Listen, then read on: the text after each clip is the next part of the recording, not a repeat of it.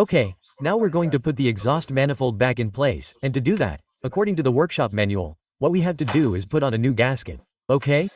I just took it out of its packaging. This is the part number for the exhaust manifold gasket, and it has a position, okay?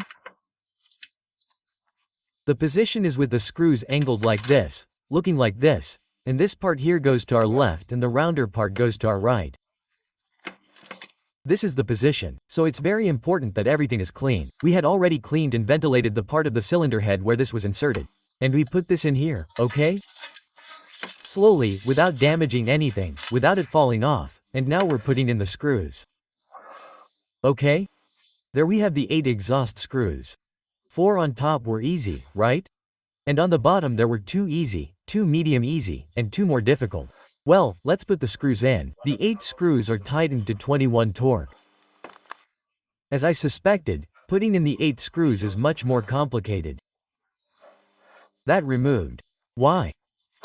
Because to remove it, the screw is already centered, and even if you put something like this half bent, removing it is easy, but then when putting it in, you either put it straight or else it won't catch the screw threads well. So these 2, especially the 2 on the bottom, I had to do some juggling. There they are, huh? Now I have to tighten them to 21 N of torque. Here I have the ohmmetric and the 8 are at 21 newtons, but it has cost me blood, sweat and tears. I haven't recorded it because it's boring, but several attempts, huh?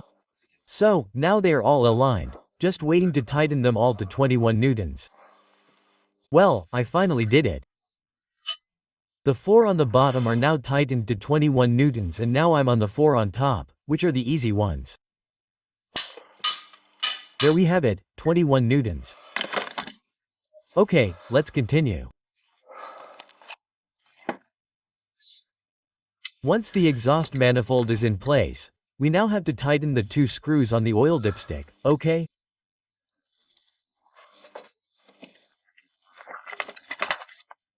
Then we have this screw that we had to put in here, up there, and the one we have here on the side, and that's it. In other words, there are 1, 2, 3, and 4. And then we have to put in the heat insulating plate. And then on this side, all that's left is to connect this, the compressor, the alternator with its 2 connections, and the power steering pump with its plate as insulation.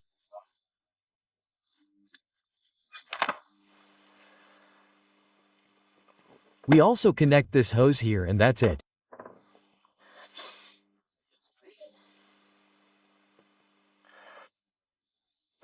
What's it called? The alternator. It has this connection plus the connector. Okay, let's continue. For me, the hardest thing on this side here was putting in the exhaust manifolds, and they're already in place. And then, I think the next hardest thing left is to properly install the distribution, and then it shouldn't be hard at all. After putting in these 2 screws here, okay, these 2 screws and then this little screw here for the clamp, this one here, okay. We have this left, but this goes with the heat insulating plate.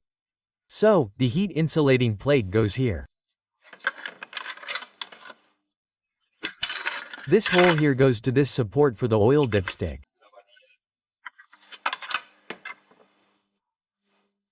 And then we have this support that comes over here, okay? So we're going to put in the most difficult one first, which is this little screw, okay? That goes there. Let's put that in.